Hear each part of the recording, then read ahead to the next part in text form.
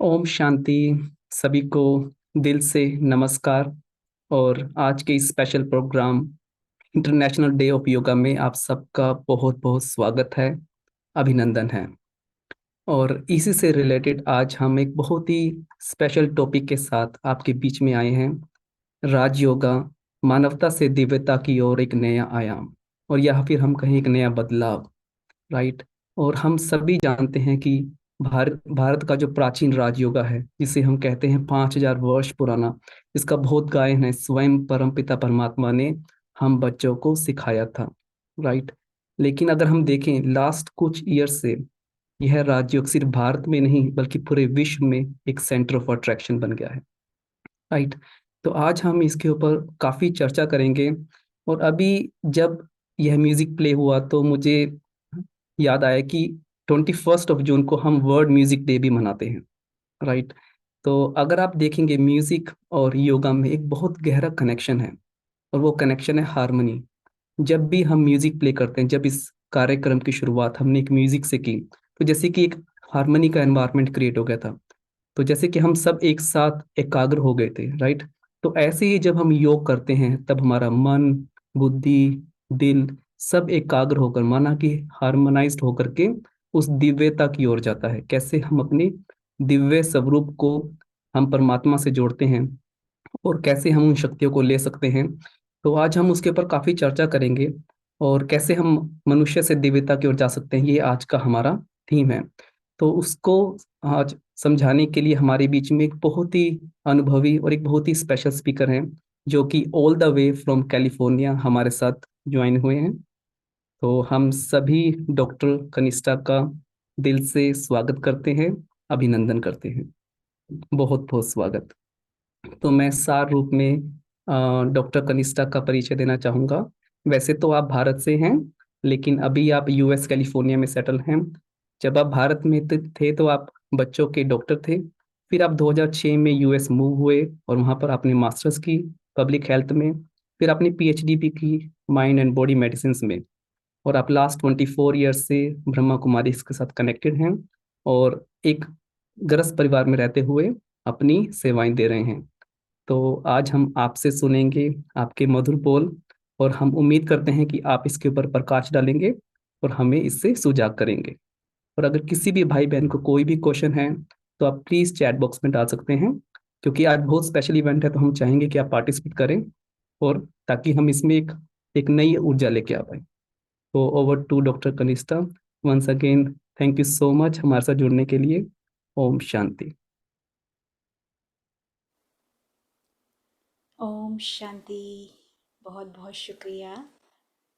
आज तो आप सबके बीच में आकर के हमको बहुत ही खुशी हो रही है, और विशेष अंतर्राष्ट्रीय योग दिवस के उपलक्ष्य में जो ये मौका हमें मिला है आप सबके बीच में आने का, तो उसके लिए बहुत बहुत धन्यवाद। तो हम शुरुआत करते हैं इस प्रेजेंटेशन की। आज का टॉपिक तो जैसे बताया, राजयोग के द्वारा कैसे हम मनुष्य से देवता बन सकते हैं, तो उसके ऊपर आज हम चर्चा करेंगे। तो सबसे पहले हम शुरुआत करते हैं योगा की हिस्ट्री से, कि ये योग शब्द आया कहाँ से। तो अगर हम हिस्ट्री में देखें तो ये एक संस्कृत शब्द है युज। और ये जो युज जो बताया गया है, ये एक उपकरण यूज़ किया जाता था पहले ज़माने में, बहुत समय पहले। जो सबसे पहले तो ये घोड़ों के लिए यूज़ करते थे। घोड़ों को आपस में बांध करके फिर उनको दौड़ाया जाता था, युद्ध में उनका प्रयोग किया जाता था। तो ये एक बहुत जैसे भारी उपकरण होता था। इसको यूज़ करने से जैसे दो घोड़े आपस में एक साथ कनेक्टेड रहते थे। और उसी तरह से फिर बाद में जब ये खेती बाड़ी में भी उसका यूज़ होना शुरू हुआ, जैसे दो बैल हैं उनसे खेती करवाते, तो उनको भी जैसे इस उपकरण के द्वारा साथ में रखते, ताकि वो इधर उधर नहीं भागे, साथ में रहें। और फिर उसकी साथ में रहने से फिर उनके द्वारा फिर खेती की जाती थी। तो इस तरह से ये योग शब्द जो है, इसका वास्तविक अर्थ जो है वो है जोड़, कनेक्शन। और राजयोग अगर हम देखें तो राजयोग ये शब्द जो है इसीलिए प्रचलित है क्योंकि ये योगा जो है, ये बहुत सारे जो योग बताए गए हैं उन सब का ये राजा है। अब प्रश्न ये उठता है कि ये राजा क्यों है?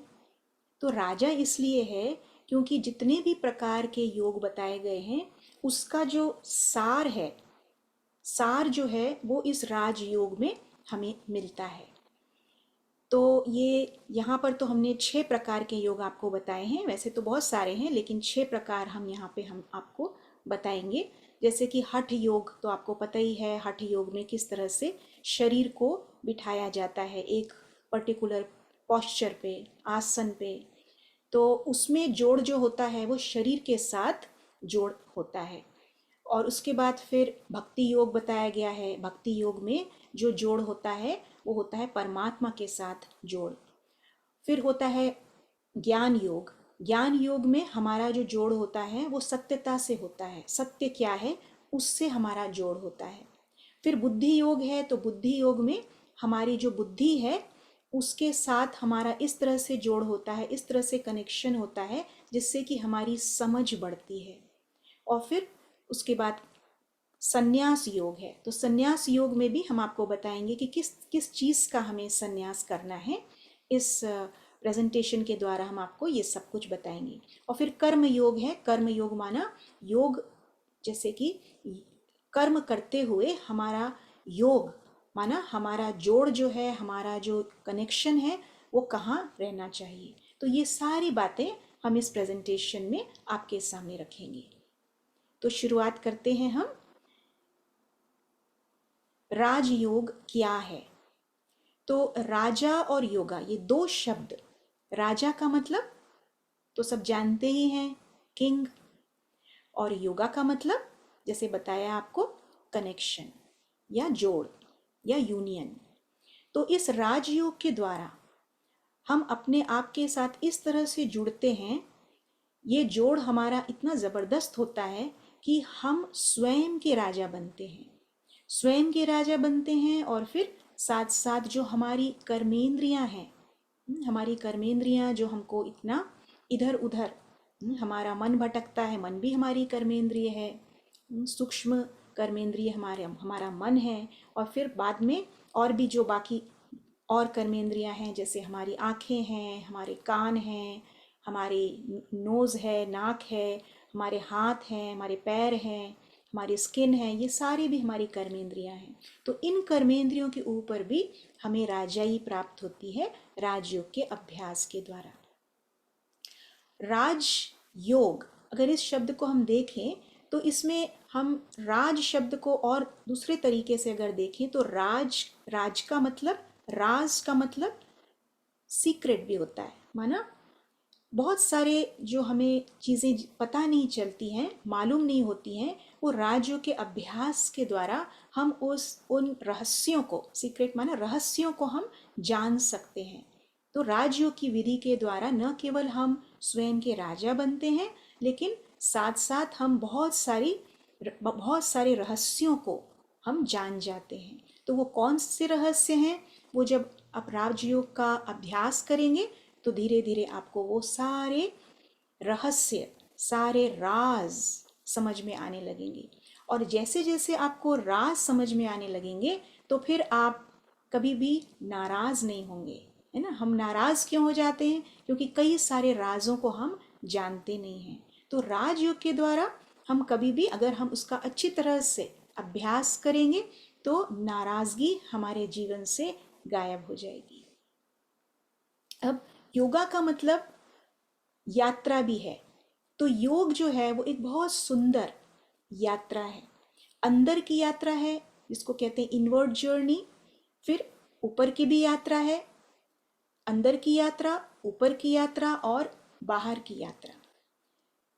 दूसरे शब्दों में हम ये भी कह सकते हैं कि अंदर हमको अपने आप से जुड़ना है, ऊपर हमको परमात्मा से जुड़ना है, और फिर बाहर हमें बाकी लोगों के साथ जोड़ना है। तो राजयोग के द्वारा हमें सही जोड़, सही कनेक्शन किस तरह से हम लगाएं जिससे कि हमारे जीवन में शांति, सुख, आनंद, खुशी सब कुछ आ जाए। तो वो सही कनेक्शन किस तरह से हो, तो वो राजयोग की विधि से हम सीखते हैं। और ये किसी ने बहुत अच्छा कहा है, ये भगवत गीता में लिखा हुआ है, yoga is the journey of the self through the self to the self. तो ये हमारी अंदर की यात्रा है जो कि हमें ही करनी है। हमारे द्वारा ही हम अपने वास्तविक स्वरूप तक पहुंच सकते हैं।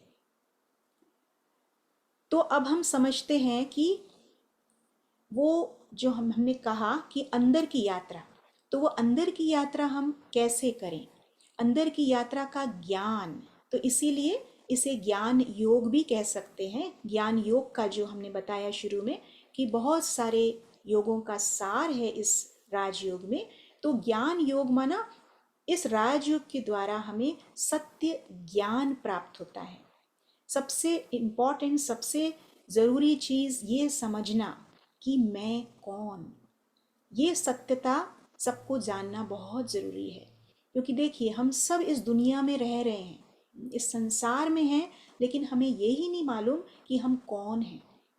और जब तक हमें ये नहीं मालूम होगा कि हम कौन हैं, तब तक हम अपने आप से जुड़ भी नहीं सकते। तो राजयोग के द्वारा हमें ये बताया जाता है कि हम जैसे हम कहते हैं ना कि हम ह्यूमन बीइंग्स हैं, तो ह्यूमन बीइंग्स हम कह तो देते हैं, लेकिन इस शब्द के पीछे एक बहुत बड़ा रहस्य छाया हुआ है, छिपा हुआ है। तो ये जो ह्यूमन और बीइंग, ये दो अलग अलग शब्द हैं। तो इसमें ह्यूमन जो है वो है मनुष्य का शरीर, और जो बीइंग जो है वो है आत्मा। तो इसमें हमें ये समझ मिलती है कि जो हम शरीर को देखते हैं, ये शरीर जो है ये तो नश्वर है, ये शरीर तो एक दिन सबका खत्म होने वाला है। तो जो चीज़ खत्म होने वाली है वो हमारा सत्य परिचय नहीं है। सत्य क्या है? सत्य वो जो स्थायी रहे, सत्य वो जो हमेशा हमेशा रहे, कभी भी वो खत्म ना हो। तो इसीलिए हम कहते हैं कि सत्य जो है वो बीइंग है। उस बीइंग को हम कई नामों से जान सकते हैं। वो बीइंग को हम आत्मा कह सकते हैं, उस बीइंग को हम कॉन्शियसनेस कह सकते हैं, एनर्जी कह सकते हैं, सोल कह सकते हैं, स्पिरिट कह सकते हैं। तो वो एनर्जी जो है वो मैं हूँ।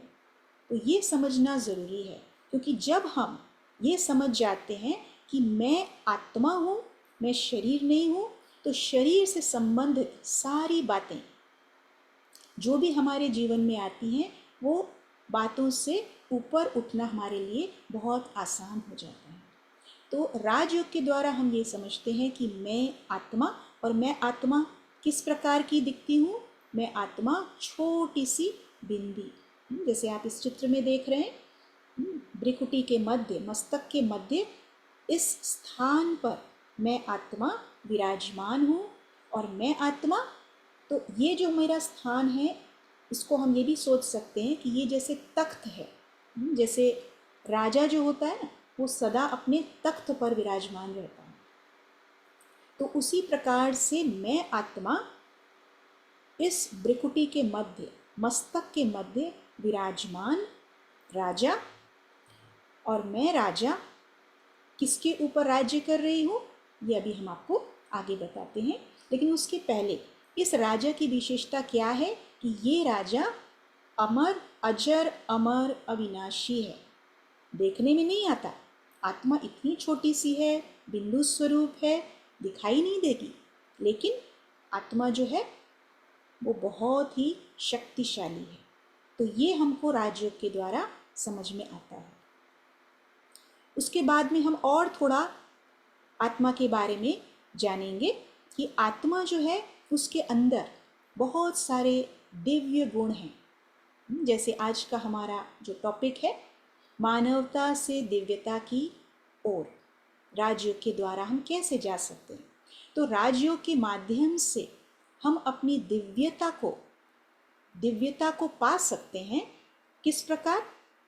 अगर हम अपने आप को जोड़ेंगे, इन सुंदर सुंदर जो आप सामने देख रहे हैं, इतने सारे जो गुण हैं, ये सारे गुण आत्मा के अंदर रहते हैं। आत्मा शांत स्वरूप है, आत्मा प्रेम स्वरूप है, पवित्र स्वरूप है, शक्ति स्वरूप है, खुश स्वरूप है, सुख स्वरूप है, सत्य स्वरूप है और आनंद स्वरूप है। तो ये सब आत्मा के 7 गुण हैं जो आपको एक रेनबो की तरह दिखाई दे रहे हैं। इसलिए हम कहते हैं कि ये अंदर की यात्रा है। देखिए, जब हम यात्रा पर जाते हैं तो यात्रा में अगर हमको कोई बहुत सुंदर रेनबो दिखता है तो कितनी खुशी होती है हमें। वो रेनबो देख करके हमें ऐसा लगता है अरे हम और लोगों को भी बताएं, है ना, इतनी खुशी होती है। तो उसी प्रकार से, और वो रेनबो तो हमको कभी कभी दिखाई पड़ता है, जब बरसात होगी तब सूरज होगा तो फिर हमको वो रेनबो दिखाई पड़ेगा ना, इंद्रधनुष दिखाई पड़ेगा। लेकिन ये इंद्रधनुष जो है ये हमारे अंदर है, अंदर का इंद्रधनुष, जो कि हम जब चाहे तब हम देख सकते हैं। ये है खूबी राजयोग की, कि राजयोग के द्वारा आपको वेट नहीं करना पड़ेगा कि भाई बरसात हो तब, सूरज निकले बरसात हो तब मुझे ये रेनबो देखने को मिले, नहीं। लेकिन राजयोग के द्वारा अब जब चाहे तब आप अंदर जा कर के इन गुणों को देख सकते हैं, फील कर सकते हैं ना। तो यहाँ पर कुछ देखने की चीज़ नहीं है वास्तव में।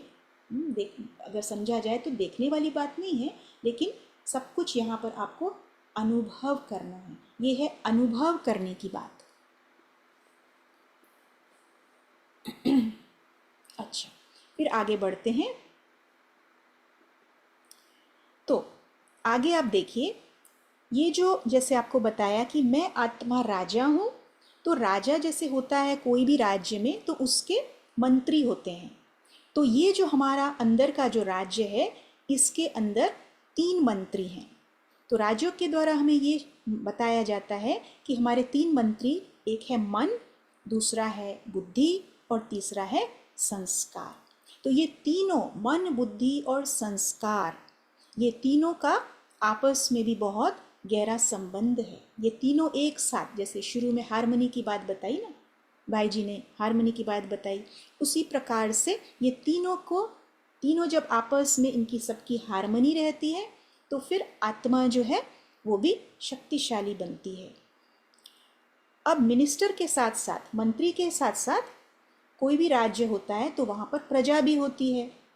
तो ये जो राज्य है, हमारा जो राज्य है, इसमें जो प्रजा है वो हमारी ये 5 कर्मेंद्रियां हैं। 5 कर्मेंद्रियों के ऊपर मैं आत्मा राज्य करती हूँ। तो ये राज्यों की शिक्षा के द्वारा हम सीखते हैं कि किस तरह से हम अपने मंत्रियों को और अपनी प्रजा को कंट्रोल में रखें। अब आगे इस चित्र में आप देखिए कि किस तरह से जो पहला वाला चित्र है, जो ब्लैक एंड वाइट चित्र है, उसमें अगर आप देखें तो ये व्यक्ति घोड़े के ऊपर बैठा हुआ है, लेकिन उसके पास लगाम नहीं है।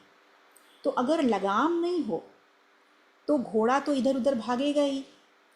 तो ये घोड़े को हम, अगर आप घोड़े को ध्यान से देखें तो आपको 5 कर्मेंद्रियां इस घोड़े पे दिखाई देंगी। तो ये घोड़ा है हमारी 5 कर्मेंद्रियों का सूचक। कहने का मतलब ये कि अगर लगाम न हो तो कर्मेंद्रियां जो है वो कंट्रोल के बाहर हो जाएंगी। तो वो लगाम कौन देता है कर्मेंद्रियों को? तो लगाम देने वाली है मेरी बुद्धि। तो बुद्धि से हम इन कर्मेंद्रियों को कंट्रोल करते हैं। और कर्मेंद्रियां जैसे बताया आपको, स्थूल कर्मेंद्रियां और सूक्ष्म कर्मेंद्रियां। तो हमारा जो मन है वो भी एक जैसे कर्मेंद्रिय है, तो उसको भी कंट्रोल करने वाला कौन है? हमारी बुद्धि। तो इसीलिए इसको हम बुद्धि योग भी कहते हैं, क्योंकि हम अपनी बुद्धि से, बुद्धि को यूज़ करते हुए, बुद्धि का काम क्या होता है? बुद्धि का काम होता है समझने का। मन का क्या काम होता है? मन तो सब विचार ही करता रहता है ना, थॉट्स क्रिएट करता रहता है। लेकिन बुद्धि का क्या काम होता है कि कौन से थॉट्स क्रिएट करें। तो बुद्धि जो होती है वो निर्णय करने का काम करती है। तो अगर मन जो है वो गलत थॉट्स क्रिएट करेगा, लेकिन अगर बुद्धि अच्छी रहेगी तो हमारा मन जो है वो फिर गलत थॉट्स क्रिएट करने के बजाय सही थॉट्स क्रिएट करता है। तो बुद्धि को स्थिर करना और बुद्धि को शक्तिशाली बनाना ये राजयोग के माध्यम से हम सीखते हैं। तो मन, बुद्धि और संस्कार ये तीनों आत्मा के तीन, हम ये भी कह सकते हैं कि ये तीन शक्तियां हैं, ये तीन मंत्री भी हैं और ये तीन शक्तियां भी हैं। तो अभी क्या हुआ है कि बहुत समय से हमने अपने मन के ऊपर हमारा कोई कंट्रोल नहीं रहा है ना। अगर आप अपने जीवन को अगर आप देखें तो हम जो सोचते हैं वो सोच नहीं पाते, जो हमें नहीं सोचना है वो हम सोच लेते हैं। इसका मतलब क्या कि हमारा मन जो है वो हमारे कंट्रोल के बिल्कुल बाहर है। और वो बाहर क्यों चला गया है? बुद्धि भी नहीं है कंट्रोल में, बुद्धि भी सही निर्णय नहीं ले रही है, तो मन भी कंट्रोल में नहीं है और बुद्धि भी कंट्रोल में नहीं है। तो इसका कारण क्या है? इसका कारण ये है कि जो आत्मा, जो राजा है, वही कमज़ोर हो गई। आत्मा कमज़ोर हो जाए, अगर किसी भी राज्य का राजा कमज़ोर हो जाए तो क्या होता है फिर? उस राज्य का क्या हाल होगा? उस राज्य में फिर प्रजा भी कंट्रोल में नहीं होगी और मंत्री भी कंट्रोल में नहीं होंगे, है ना। उस राजा के लिए रिस्पेक्ट भी चला जाएगा। तो अभी वही हो रहा है सबके साथ। सारे मनुष्य जो हो गए हैं अभी इस वक्त, अगर हम देखें इस दुनिया को, तो किसी का भी मन जो है वो स्थिर नहीं रहता। सब यही कहते हैं ना कि मेरा मन तो बड़ा चंचल है, मेरा मन तो घोड़े जैसा है, मेरा मन तो बंदर जैसा है, भागता रहता है इधर उधर। तो मन जो है वो कंट्रोल में है ही नहीं। लेकिन लोगों को इसका राज नहीं पता है। मन कंट्रोल में क्यों नहीं है, बुद्धि कंट्रोल में क्यों नहीं है, इसका राज क्या है? राज ये है कि आत्मा जो है वो कमज़ोर हो गई है। और आत्मा कमज़ोर क्यों हो गई है, उसका क्या राज है? क्योंकि आगे हम सुनेंगे उसके बारे में और कि आत्मा के कमज़ोर होने का क्या कारण है। आत्मा के कमज़ोर होने का कारण ये है कि आत्मा ये भूल गई है कि वो कौन है। तो योगा का मतलब एक और अर्थ जो होता है, बहुत सुंदर अर्थ होता है, वो है याद। याद माना स्मृति। तो हमारी स्मृति में क्या है, ये हमको चेक करना बहुत ज़रूरी है। क्योंकि हमारी जैसी स्मृति रहती है वैसी हमारी वृत्ति होती है, और जैसी हमारी वृत्ति वैसी हमारी दृष्टि होती है, और जैसी हमारी दृष्टि होती है वैसे हमारे कर्म होते हैं, हमारी कृति होती है, और जैसी हमारी कृति होती है वैसी हमारी सृष्टि होती है। तो कहने का मतलब ये, इसका सार अगर हम देखें तो हमारी स्मृति से हमारी दुनिया हम बनाते हैं। तो अगर हमें अपनी दुनिया को सुंदर बनाना है, खुशहाल बनाना है, सुखमय बनाना है, तो उसके लिए हमको अपनी स्मृति का परिवर्तन करना होगा। क्योंकि जैसी हमारी स्मृति होगी वैसा ही हम संसार बनाते हैं। तो हमारी स्मृति में क्या रहता है सारा दिन? अब ये सोचने की बात है, हमारी स्मृति में क्या रहता है? स्मृति का आधार क्या है? हमारे संकल्प। जैसे हम संकल्प रचते हैं उसी की हमको स्मृति रहती है। तो राजयोग में हम ये बार बार अपने आप को स्मृति दिलाते हैं, याद दिलाते हैं कि मैं कौन हूँ। ये स्मृति जब रहती है कि मैं आत्मा हूँ, मैं ये शरीर नहीं हूँ, जो दिख रहा है वो मैं नहीं हूँ, लेकिन जो नहीं दिखाई पड़ रहा है वो मैं हूँ। तो जब हम उससे जुड़ते हैं, आत्मा से जब हम जुड़ते हैं, तो क्या होता है? आत्मा से जुड़ने से आत्मा के अंदर जो गुण हैं वो हमारे स्वरूप में दिखाई पड़ने लगते हैं, है ना। तो हमारा कहने का मतलब ये कि अगर समझ लीजिए आप ये सोच रहे हैं कि मैं शांत स्वरूप आत्मा हूँ, तो फिर क्या होगा? आपकी वृत्ति कैसी होगी? आप हर चीज़, जो भी कुछ आप सारा दिन जो जिसके भी संपर्क में आएंगे, तो आपकी वृत्ति बहुत शांत होगी। आपकी दृष्टि जो भी चीज़ आप देखेंगे, परसीव करेंगे, उसको भी आप बहुत ही शांत मन से देखेंगे, और फिर वो वही चीज़ आपके एक्शंस में भी आएगा। आप शांति से हर कार्य करेंगे, और शांति से आप हर कार्य करेंगे तो आपका संसार कैसा बन जाएगा? आपका संसार एकदम शांति से भर जाएगा। और अगर आपका संसार शांति से भर जाएगा तो आपके आसपास वाले जो लोग होंगे वो भी आपके पास आना चाहेंगे। तो इस तरह से आपका कनेक्शन, देखिए योग माना कनेक्शन, तो आपका जो कनेक्शन होगा दूसरों के साथ वो भी बहुत ही एक सुंदर संबंध में बन जाए, संबंध में बदल जाएगा। तो जैसी मेरी स्मृति वैसी मेरी सृष्टि बन जाएगी। तो ये राजयोग से हमें प्राप्ति होती है। अब हम और इसको थोड़ा सा गहराई में समझते हैं साइंस के माध्यम से, किस तरह से राजयोग के द्वारा हम अपने माइंड को ट्रेन करते हैं। जैसे हमारा मन जो है, देखिए हमारा 10% जो 10% माइंड है वही हम यूज़ करते हैं। साइंस ये बताती है हमको कि हमारा जो 90% हमारे मन के अंदर जो शक्ति है उसको हम यूज़ ही नहीं करते हैं। हमारा मन बहुत शक्तिशाली है उसको, लेकिन हम यूज़ नहीं करते। अब कोई चीज़ को अगर हम यूज़ ही नहीं करेंगे तो उससे फिर हमको प्राप्ति भी नहीं होगी।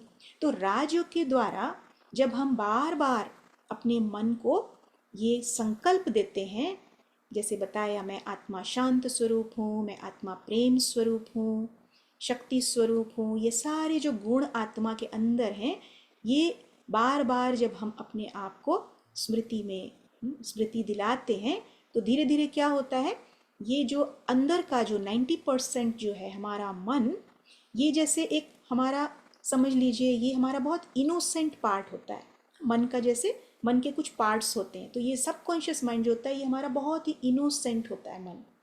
कहने का मतलब ये कि जो हमारा कॉन्शियस माइंड जो होता है, जो भी ऑर्डर करता है, ये सबकॉन्शियस माइंड जो है उसको बहुत अच्छे से उसको ले लेता है, बहुत ही इनोसेंटली ओबीडियंट, बहुत ओबीडियंट होता है, माना आज्ञाकारी होता है, कुछ प्रश्न नहीं करता है। आपने बोला मैं शांत स्वरूप आत्मा हूँ, वो हाँ जी बोलेगा, हाँ जी बोल करके फिर वो जैसे ऑर्डर रिसीव कर लेगा, एक सर्वेंट की तरह वो ऑर्डर ले लेगा और फिर वो उसको करके ही दिखाएगा। कहने का मतलब ये कि आपने अपने आप को बोला मैं शांत स्वरूप आत्मा हूँ, तो फिर आपके कार्य व्यवहार में भी वो शांति का आपको अनुभव होगा। और ये जो सबकॉन्शियस माइंड जो होता है हमारा, ये सवेरे के समय बहुत एक्टिव रहता है। कहने का मतलब ये कि अगर आप सवेरे सवेरे उठ करके अपने मन को अच्छे अच्छे संकल्प देंगे तो वो संकल्प जो है ये हमारे ये सबकॉन्शियस माइंड जो है बहुत जल्दी इसको रिसीव कर लेगा, और फिर वो सारा दिन उसको यही कोशिश में लगा रहेगा कि कैसे मैं अपने मास्टर, जो मेरे माइंड ने मुझे ऑर्डर करा है, उसको मैं किस तरह से उसको मैं करके दिखाऊं। तो इस तरह से अगर हम अपने माइंड को ट्रेन करेंगे राजयोग की विधि के द्वारा, रोज़ अगर सवेरे सवेरे उठ करके हम अपने माइंड को ट्रेन करेंगे ना, सवेरे का समय भी और रात का समय भी, सोने के पहले भी, अगर आप अपने सबकॉन्शियस माइंड को जो भी ऑर्डर करेंगे ये आपको वो करके दिखाएगा, है ना। और सबकॉन्शियस माइंड जो होता है वो कोई बहस नहीं करता, जैसे आपको बताया ना, बहुत इनोसेंट सा चाइल्ड होता है वो, हाँ वो कोई बहस नहीं करता। तो इसीलिए हमको ये इम्पॉर्टेंट समझना ज़रूरी है कि अगर आपने अपने कॉन्शियस माइंड को कोई नकारात्मक संकल्प दिए, है ना, कि मैं तो ये कर ही नहीं सकता, ये तो बहुत मुश्किल है, ये कार्य तो संभव नहीं है, अगर आपने ऐसे ऐसे विचार अपने आप को दिए तो आपका सबकॉन्शियस माइंड जो है वही विचार ले लेगा और फिर क्या होगा, वही करके दिखाएगा। आप सारा दिन कोशिश करते रहो उसको करने की, लेकिन आपने पहले ही अपने मन को ये संकल्प दे दिया कि ये तो हो ही नहीं सकता, है ना। तो इसीलिए राजयोग की विधि के द्वारा हम ये सीखते हैं कि ज़्यादा से ज़्यादा सवेरे सवेरे उठ करके हम अपने मन को अच्छे अच्छे शुद्ध संकल्पों से, सकारात्मक विचारों से भर दें, इतना भर दें, इतना भर दें कि हमारा सबकॉन्शियस माइंड जो है वो उसको पूरा करने में सारा दिन लगा रहे। तो ये आपको थोड़ा सा ज्ञान दिया कॉन्शियस और सबकॉन्शियस माइंड के बारे में। आगे चलते हैं। योगा का मतलब ये भी होता है कि जैसे बताया ऊपर की यात्रा, ये तो आपको अंदर की यात्रा बताई। अब हम ऊपर की यात्रा इसके बारे में चर्चा करते हैं। तो योग का मतलब सिर्फ अपने आप से जुड़ना नहीं है, स्वयं से जुड़ना नहीं, लेकिन साथ साथ फिर दूसरा स्टेप जो हम बताते हैं राजयोग में, वो है परमात्मा के साथ हमारा मधुर मिलन, हमारा मधुर कनेक्शन जो होता है परमात्मा के साथ। तो उसके भी पहले, परमात्मा के साथ जुड़ने के भी पहले हमें ये जानना ज़रूरी है कि परमात्मा कौन है, उनका क्या परिचय है। तो राजयोग के द्वारा हमको परमात्मा का सत्य परिचय मिलता है। हमें ये पता चलता है कि परमात्मा का जो रूप है वो भी बिल्कुल आत्मा के समान है। जैसे कोई अगर बच्चा अगर हम देखें, है ना, तो हम कहते हैं ना, जैसे बच्चा होता है किसी का तो कहते हैं अरे ये तो पिता के समान इसका चेहरा है या माता के समान इसका चेहरा है ना। तो चेहरा जो है वो मिलता जुलता है उनके पेरेंट्स से। तो उसी प्रकार से मैं आत्मा बिंदु स्वरूप, तो मेरे पिता परमात्मा वो भी एक छोटी सी बिंदु स्वरूप है। लेकिन दोनों बिंदुओं में फर्क क्या है? वो बिंदु जो है परमपिता परमात्मा जो है वो सिर्फ बिंदु नहीं है, लेकिन वो सिंधु भी है।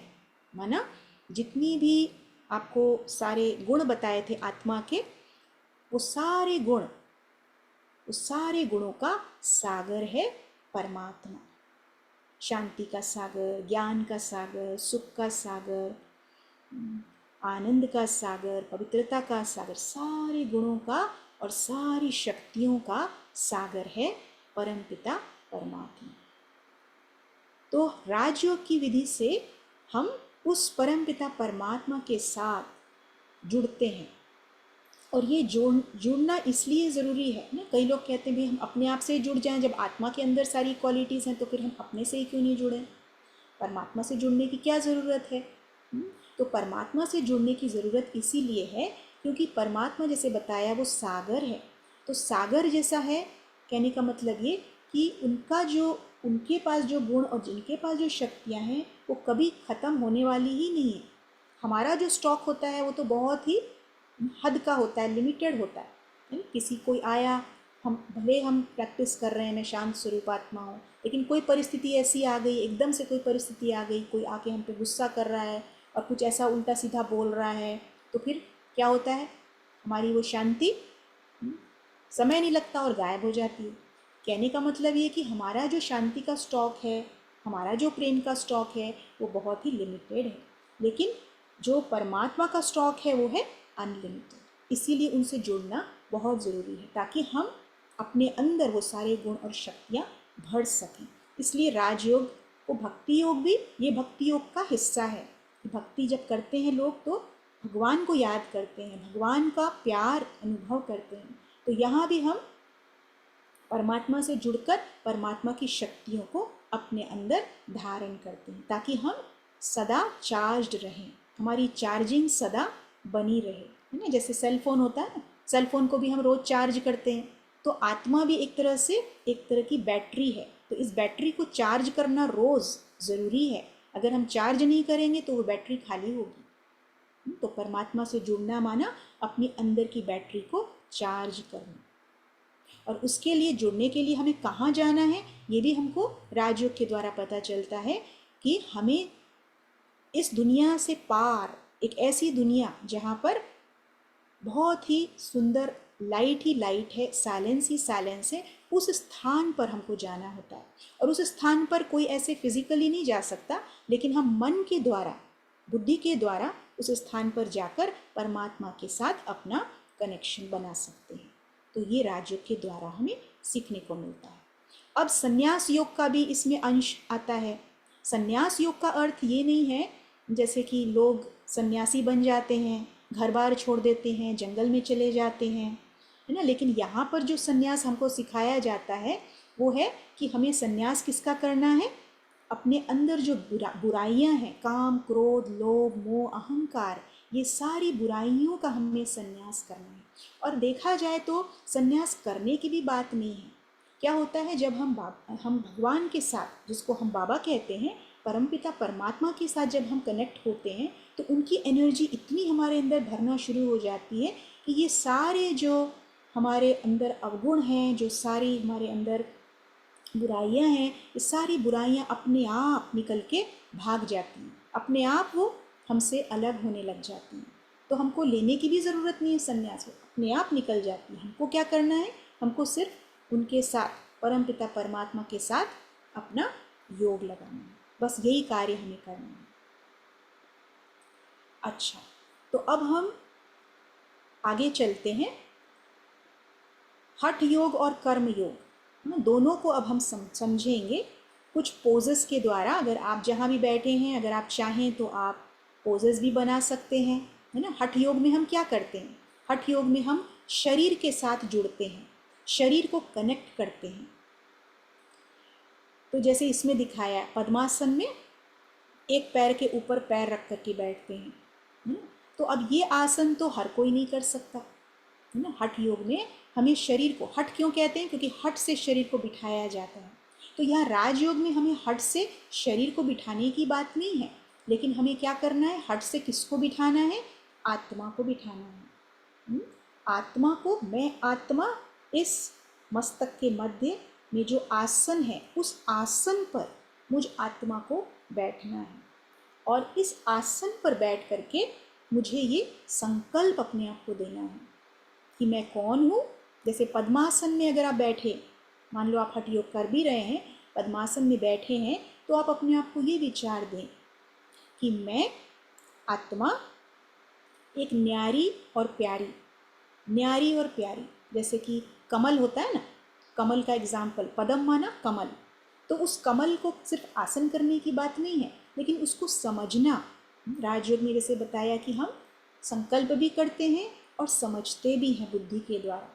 तो आप जो भी आसन करें, समझ करके करें कि मैं इस पद्मासन में बैठा हूँ या बैठी हूँ, तो मुझे कमल पुष्प के समान, जैसे कमल पुष्प होता है, इतनी गंदी उसमें मड में रहता है ना, मिट्टी मिट्टी में रहता है, लेकिन थोड़ी सी भी मिट्टी उसके, जो उसकी पंखुड़ी जो होती है, उसको टच नहीं करती, एकदम अछूता रहता है, एकदम न्यारा और प्यारा, इतना सुंदर दिखता है। तो उसी प्रकार ये संसार में भी बहुत गंदगी है ना, कितनी निगेटिविटी भरी है, कितने सारे लोग नकारात्मक विचार ही करते रहते हैं। तो इस गंदी दुनिया में रहते भी मुझे क्या करना है? अपनी ब्यूटी को, अपनी सुंदरता को बनाए रखना है। तो मुझे सब कुछ देखना है, इस दुनिया में तो रहना ही है, हमें भागना तो नहीं है, क्योंकि हम तो इसी दुनिया में रहने के लिए आए हैं।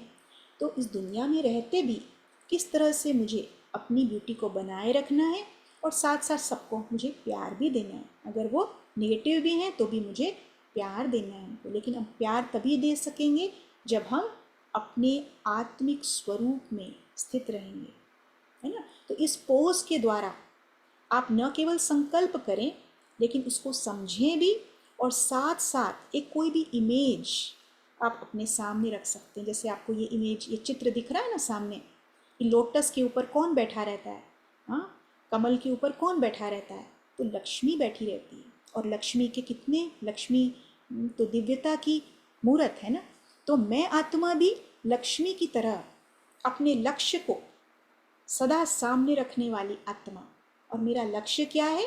मुझे मनुष्य से देवता बनना है, क्योंकि मेरे अंदर वो दैवी गुण हैं, तो उसकी स्मृति मुझे लानी है। योग के द्वारा हमें स्मृति लानी है, और वो दैवी गुणों को बार बार अपने आप को याद दिलाना है। तो एक आप अपने सामने एक चित्र रखें, और साथ साथ संकल्प। और ये चित्र रखने से फ़ायदा ये है कि आपका जो सबकॉन्शियस माइंड, जो आपको बताया, वो सबकॉन्शियस जो माइंड होता है ना, वो चित्र वगैरह जो है उसको देख करके बहुत जल्दी वो कैच करता है। जैसे छोटे बच्चे होते हैं ना, उनको कुछ चित्र दिखाते हैं तो वो जल्दी समझ जाते हैं। तो ऐसे ही आपका सबकॉन्शियस माइंड एक छोटे बच्चे की तरह है। आप चित्र रखेंगे तो वो समझेगा, अच्छी तरह से समझेगा। और एक और चीज़ बहुत इम्पॉर्टेंट समझने वाली है कि जो चीज़ आप देख रहे हो उसको आप अपने को करते हुए भी देखो। जैसे कर्म योग, कर्म योग माना सिर्फ आपको कनेक्शन नहीं रखना है, सिर्फ जोड़ करके नहीं रखना है अपने मन और बुद्धि को इस चित्र से और संकल्प से, लेकिन आपको साथ साथ जब आप कर्म क्षेत्र में आते हो तो आपको उसको करके भी दिखाना है। तो जब आप बैठे हो आसन में तो उस समय आप ये विजुअलाइज करो कि आप ये चीज़ कर भी रहे हो। माना आजू बाजू गंदगी भी है तो भी आप उस गंदगी से प्रभावित नहीं हो रहे हो, आप अपनी शांति को बनाए रखे हो। तो जैसे जैसे आप इसको विजुअलाइज करोगे तो क्या होता है, सबकॉन्शियस माइंड फिर इसको सोच लेता है कि यही सही है। हमारा माइंड जो है ना, उसको हम बेवकूफ़ बना सकते हैं। हम कुछ नहीं भी करेंगे तो भी वो, अगर हम उसको जस्ट विजुअलाइज करें तो भी उसको लगेगा कि ये रियलिटी में हो रहा है ना। तो इसीलिए हम जैसे जैसे देखेंगे बार बार ये चीज़ हो रही है तो फिर वो होके ही रहेगी। इस तरह से हम कहते हैं कि असंभव भी संभव हो जाता है योग के द्वारा। अब दूसरे आसन में, तो ये आसन तो आप लोगों को किसी किसी को टफ ही लगा होगा, सारे लोग तो कर नहीं पाए होंगे पद्मासन, है ना। अब हम इससे इजी आसन आपको बताते हैं, सुखासन। सुखासन में तो सब बैठ सकते हैं।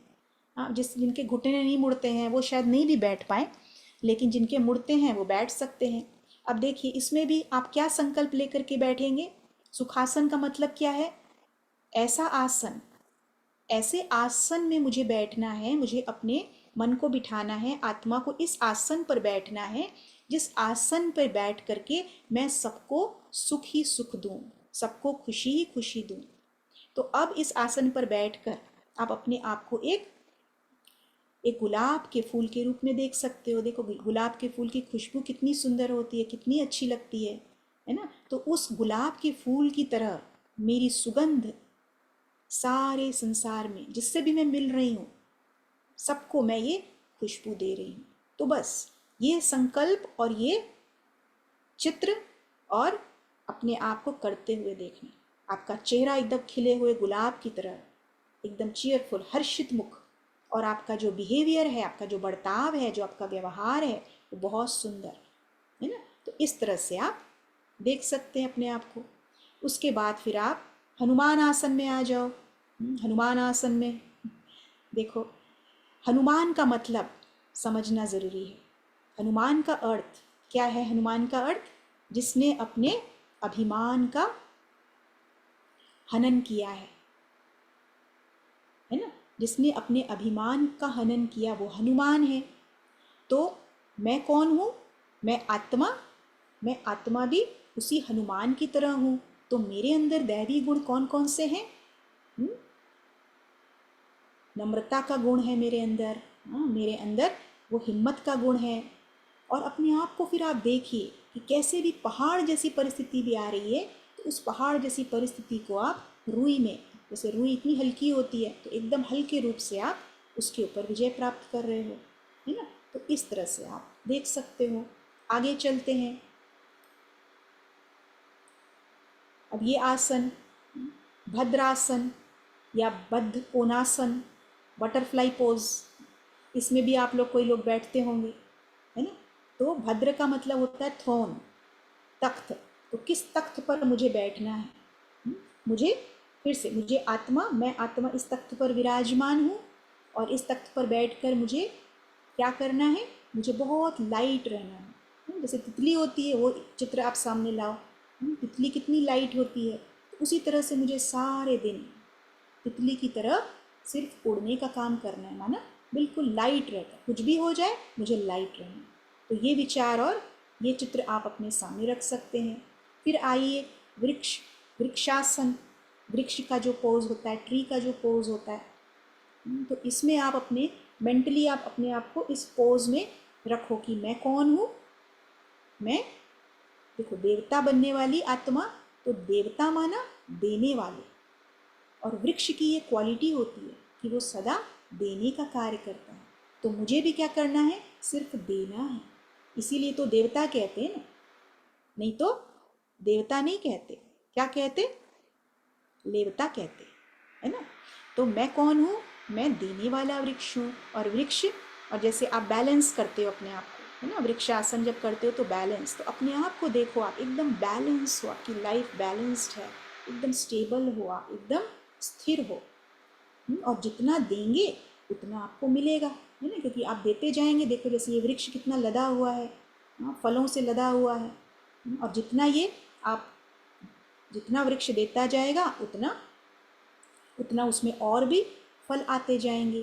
तो ऐसे ही हम भी दूसरों को खुशी देंगे, दूसरों को सुख देंगे, तो हमको उनकी ब्लेसिंग्स मिलेंगी। तो हमको और भी हमारी खुशी बढ़ती जाएगी, है ना। तो ये हुआ वृक्षासन।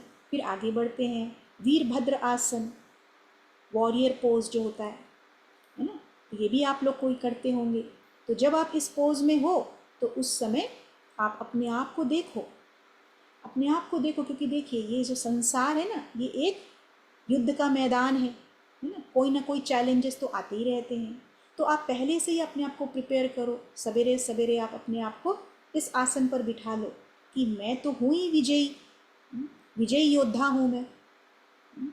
ये नहीं सोचो कि मुझे जाना है, फिर मुझे लड़ना है, फिर ये सारी बातें आएंगी, फिर उसके बाद मेरी विजय होगी। नहीं, पहले से ही आप अपने आप को ये थॉट दे दो और अपने आप को देखो।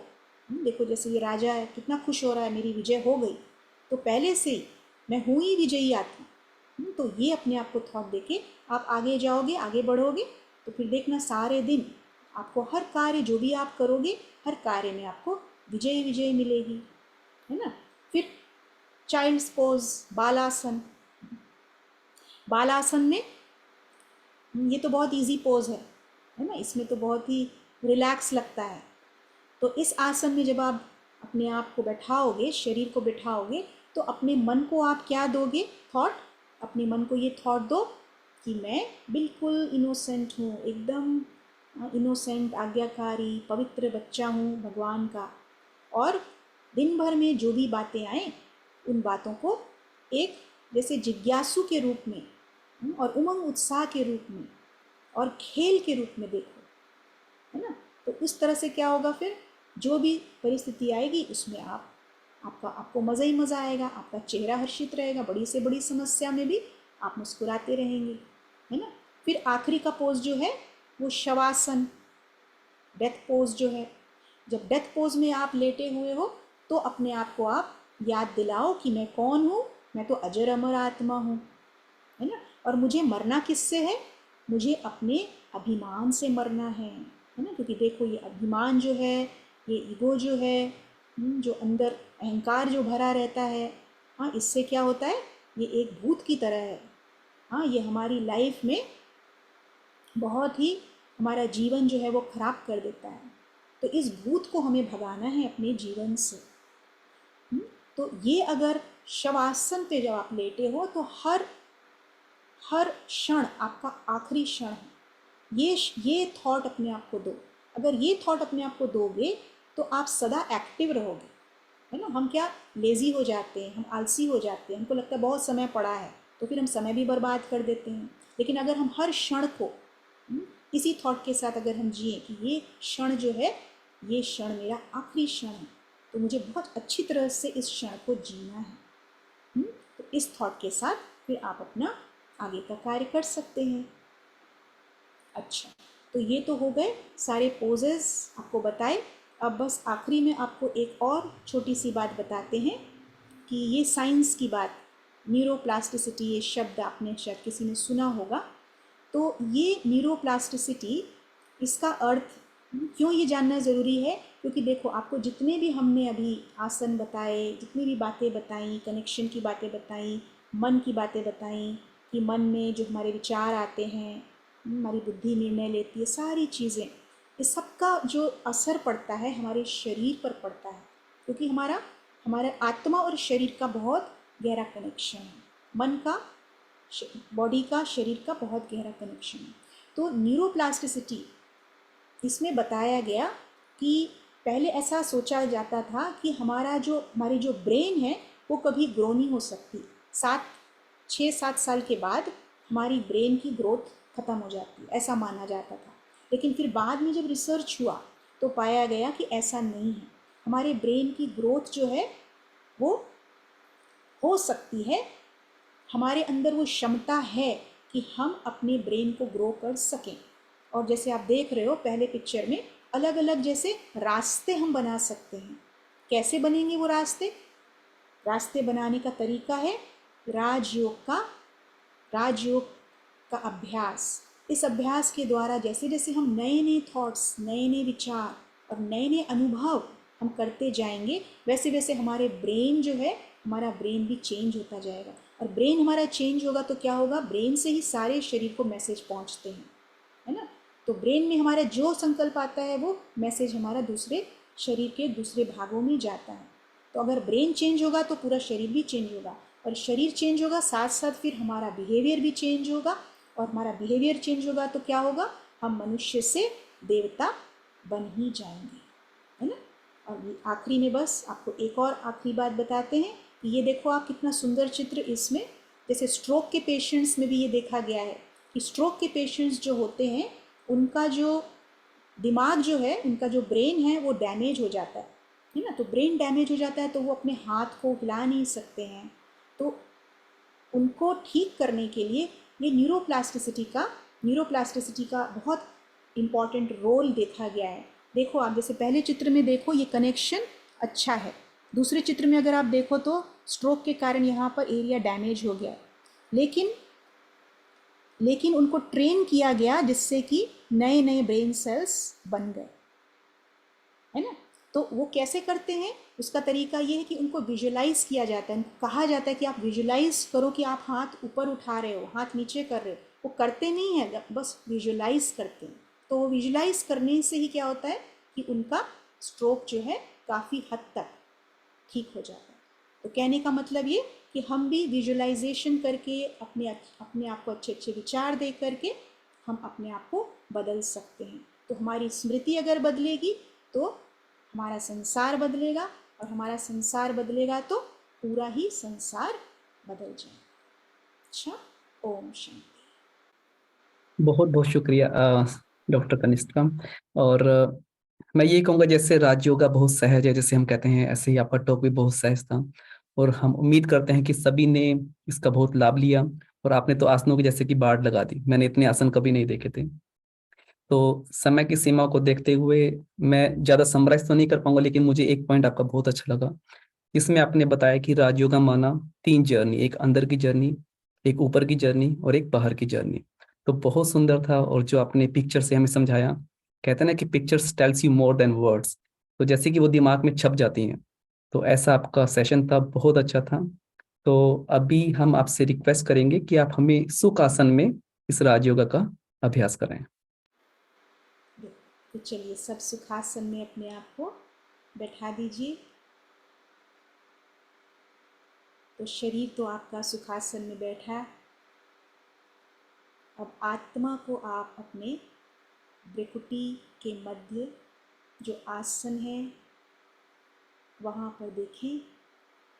मैं आत्मा, बिंदु स्वरूप, ज्योति स्वरूप राजा, मैं आत्मा राजा, और मुझ आत्मा राजा के सामने मेरे 3 मंत्री मन, बुद्धि, संस्कार हाथ जोड़कर खड़े हुए हैं। और मैं जो भी संकल्प करना चाहूँ, जो भी मैं निर्णय करना चाहूँ, जो भी मैं स्मृति में लाना चाहूँ, वो हाँ जी बोलकर मेरी आज्ञा का पालन कर रहे हैं।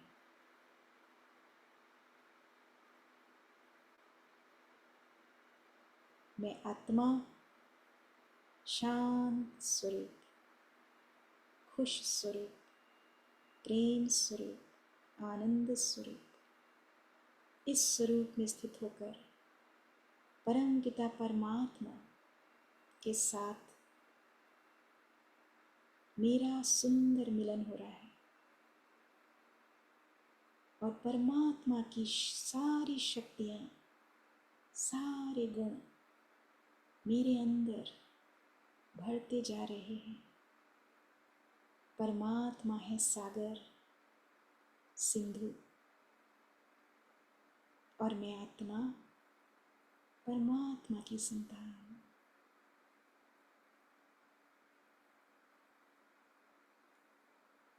इस स्मृति में स्थित होकर अब स्वयं को देखें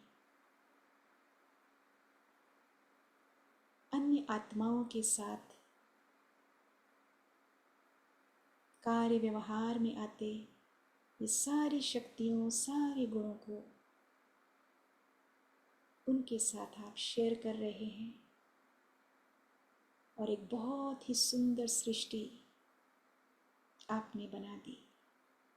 ऐसी सृष्टि जहाँ सिर्फ प्रेम ही प्रेम है, शांति ही शांति है, सुख ही सुख है। ओम शांति।